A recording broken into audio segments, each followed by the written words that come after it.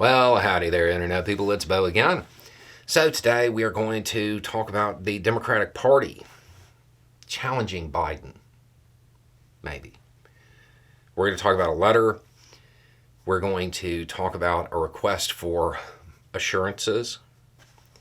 We're going to talk about the way it's being covered. And then we're going to talk about the alternative to the way it is widely being covered. Okay, so if you missed it, 24 Democratic senators and 2 independents who tend to caucus with the Democrats, they kind of said no to aid for Israel. They've kind of they've asked for assurances, more information, so to speak. They want to know whether or not it'll be in compliance with international law. They want to know about the steps taken for the mitigation of civilian harm. And they want to know whether or not Israel has a plan that allows for achievable victory conditions. And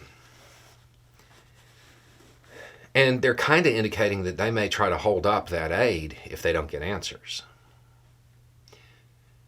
The way this is being covered, the way it's being framed, is that this is a challenge to Biden from within his own party.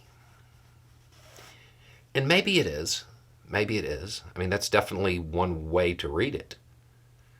But there's also another way.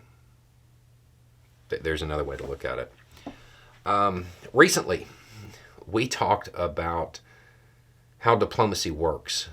And I think we were talking about how the Saudi defense minister was willing to have direct conversations and how that was a really good sign for de-escalation because they weren't using an envoy. They weren't using a middleman to kind of slow down the process. It was the person who actually made the decisions. See, in diplomacy, the reason you use an envoy or somebody like that is because they can walk in and be like, I love y'all. I love you guys. I love your culture. I believe in your cause, whatever it is. I'm going to try to get my country's credit card and, let y'all use it to buy Ray-Bans and berets or whatever you need. And while I want to do that, the thing is, I got to talk to my boss first. So maybe you could help me out here. Give me something to tell them because I'm on your side. But my boss, he's different. That's how you get leverage. That's how you get leverage. And that's how you can get concessions. The aid that is in question here. When we talked about the aid before, talked about how there's no leverage. When you're talking about the yearly aid that everybody talks about, there's no real leverage there. And if you don't know, that's actually already designated out through a memorandum of understanding. I want to say out until 2028. But the bulk aid, I separated the two. The bulk aid, there's a little bit of leverage there. You know how you might get it? If you were able to say, hey, I love you guys. I love everything about you. I believe in your cause, whatever it is. But the Senate, man, I don't know. I don't know that they're gonna let this go through. They want some assurances. They want some information. Maybe you can help me out, and that'll help me sway them. It's a great big poker game, and everybody's cheating. This is how you get leverage, and that's probably what's happening. That would be my guess.